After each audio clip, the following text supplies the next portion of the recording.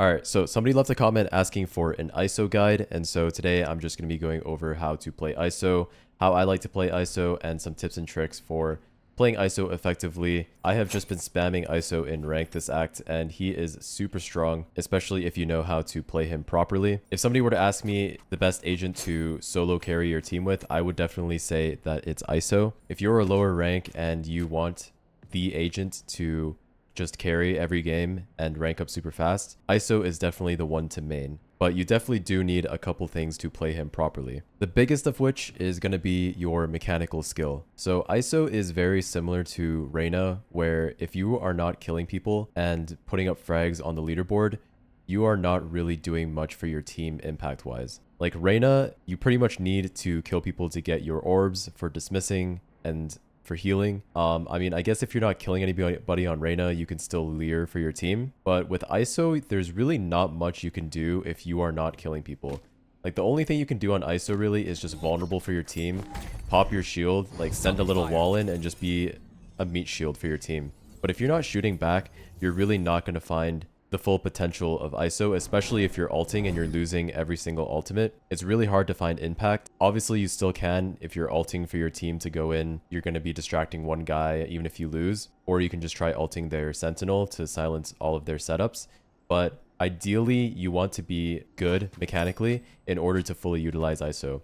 So what that means is having good movement, crosshair placement, and just raw aim in general. And if you need help with this, you can look at my aim training guides that I've made. I also have a movement guide and a crosshair placement guide as well. So if you guys are struggling with any of those, I'll leave a link to those videos in the description below. But yeah, really when you're playing ISO, you want to be very confident in your mechanics. Okay, with that out of the way, let's get into the first thing, which is making sure you know when to pop your shield. ISO shield is the most important part of his kit, and it's also the most broken part of his kit. Because what ISO shield basically allows you to do is it allows you to change 50-50 fights into like 70-30 fights. So if you have a 50% chance of winning a duel and you pop ISO shield, it just brings up your chances of winning that duel dramatically. And the reason for that is just because ISO shield throws off people's bursting. So in Valorant, if someone's bursting at you, that ISO shield can tank the first burst, and it gives you more time to shoot back at the enemy. So yeah, ISO shield is super strong, and of course when you pop it,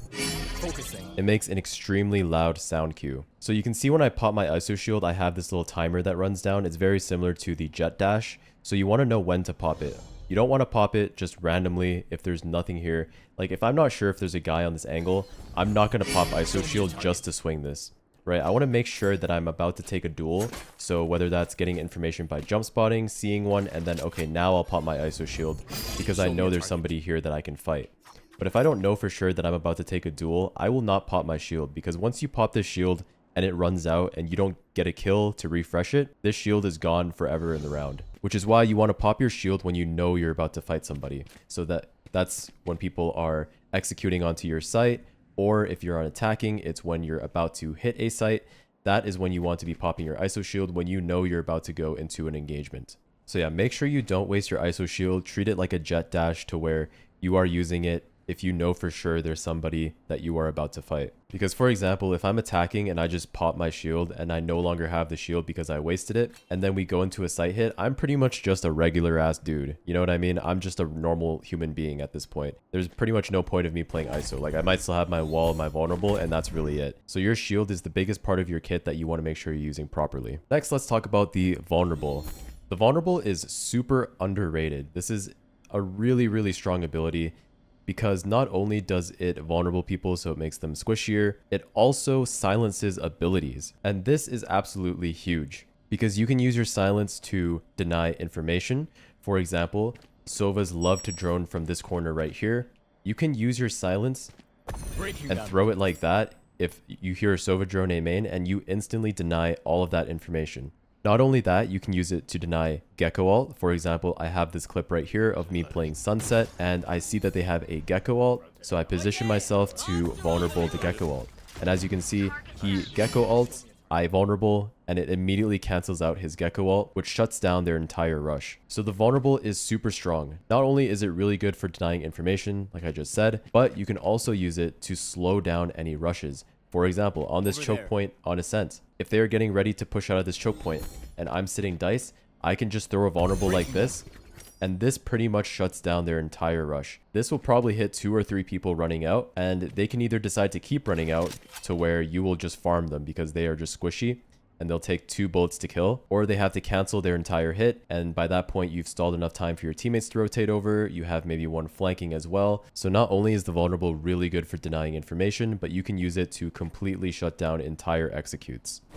Let's talk about the wall. So the wall is really good for isolating fights, which is pretty much the entire point of ISO. You want to think of this wall sort of like a smoke, except the difference is the smoke is moving and it's impenetrable. The main use of the wall is pretty much to section off fights so you don't have to look it so much when you're entering for your team. For example, if we're hitting A here, I can send my wall out like this. Making cover. And now I don't have to worry about anything in front of me. While I'm going out, I can clear these close left and close right angles for my team without having to worry about being shot from heaven or dice or gen. So as this wall moves up with me, I can use it as cover to clear close left and close right while I follow this wall up. So that's pretty much the entire point of the wall. It's just for you to isolate fights. Once I clear everything close, then I can start looking forward again. And as these angles open up, as my wall goes past these angles, so once I clear these, as my wall goes past these angles, now I can look gen, now I can clear hell. That's pretty much the whole point of the wall. It's just to help you isolate angles. And if you're on defense, I like to save my wall for retake because same thing, it does the exact same thing on defense when you're retaking. It just helps you isolate fights. For example, if I'm retaking B and I'm retaking from spawn, a lot of people love to sit B main and peek you on a timing. Or you might have a guy lane right here about to swing spawn off a timing, and you need to clear all of these close angles. Like people love to play close market. Some people will play this corner right here, and some people will play stairs right here as well. So using your ISO wall, you just literally send a wall out like this. You can clear stairs, then you can clear here. You can clear everything while not having to worry about this B main angle because your wall is moving up and you're following it. There's no way this B main guy is going to be able to kill you if you have your wall protecting you. So that's pretty much the entire point of the wall. You just want to use it as a way to isolate fights and really just section off angles so you don't have to be worried about too much. Okay, now let's talk about ISO Ultimate. Now, ISO Alt, there's a couple strategies you can use to increase your chances of winning ISO Alt. It's not always completely about raw aim. So if you're not super confident in your aim, I do have a couple of tips that you can take. So I'm actually going to head into the range for this so I can ult a bot and really show you. But there's a couple things to take into account when you're ISO ulting. For example, for me, usually my lowest ping is like 40 to 50. So since I have higher ping, I'm at a disadvantage when I'm being peeked just because of how peeker's advantage works. So when I'm in ISO ult, I tend to not hold any angles. But if you're on lower ping, you might want to hold an angle. For example, Oxy, when he plays ISO, he loves to hold the side of a wall.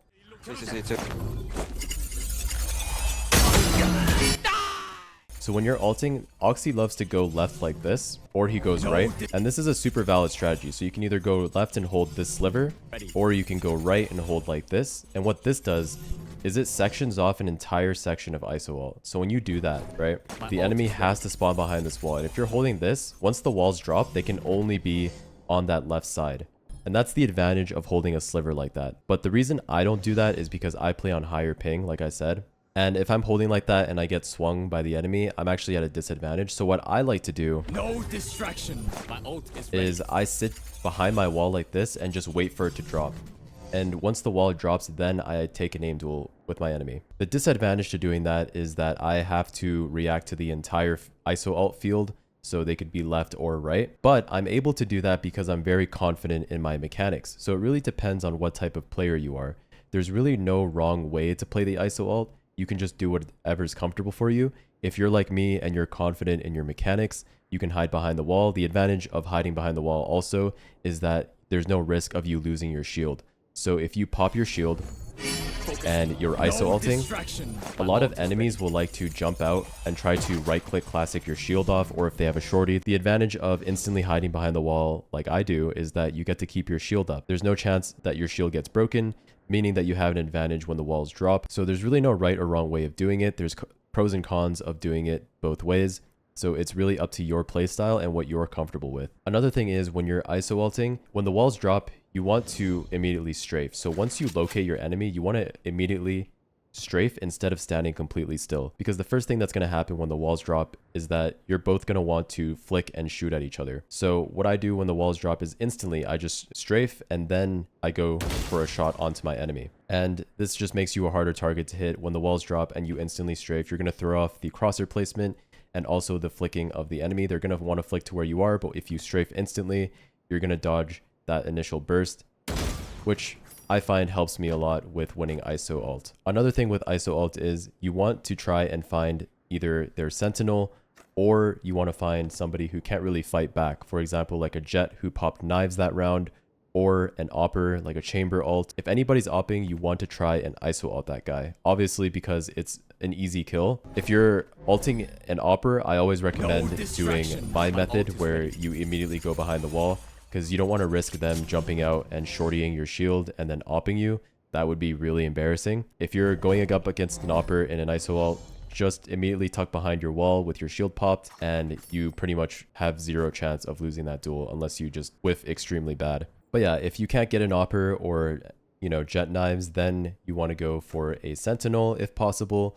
For example, if you know their Cypher likes to play B, then you might want to go B with your ISO ult that round so that you can take the trips down for your team to flood in. But obviously you don't always have to go for the sentinel. If you just get anybody on site, that's perfectly fine as well. Another thing is making sure that you time your ISO ult correctly. So for example, let's say we're playing Haven and my team wants to go A, right? And I'm ulting some guy's site. I want to wait till my team is ready to explode out before I ult. So if I'm ulting a guy back site, I want to wait until my team is ready to go out. I don't want to ult this guy when my team is all the way back here. And the reason for that is because you want to make sure that your ult is as effective as possible, meaning that even if you don't kill this guy in your ult and you somehow end up losing the ISO ult, your team is still able to capitalize off your ult. So if I'm ulting as my team is flooding out and I'm dueling this guy, even if I lose this fight, my team is still ready to trade this guy's body if I lose that fight. If I'm ulting here and my team is still all the way back here, if I lose this duel, this guy's just going to come out and he's ready to stop my team from rushing in. So you want to make sure that you're ulting at the correct time to where your team is able to capitalize off of that. And then obviously if I'm hitting A with my vulnerable, I'm going to vulnerable common angles. So people love to fight back sight here. So obviously you're going to hit a vulnerable there, and then you can scale once again with your wall to cover off the default and hell peak.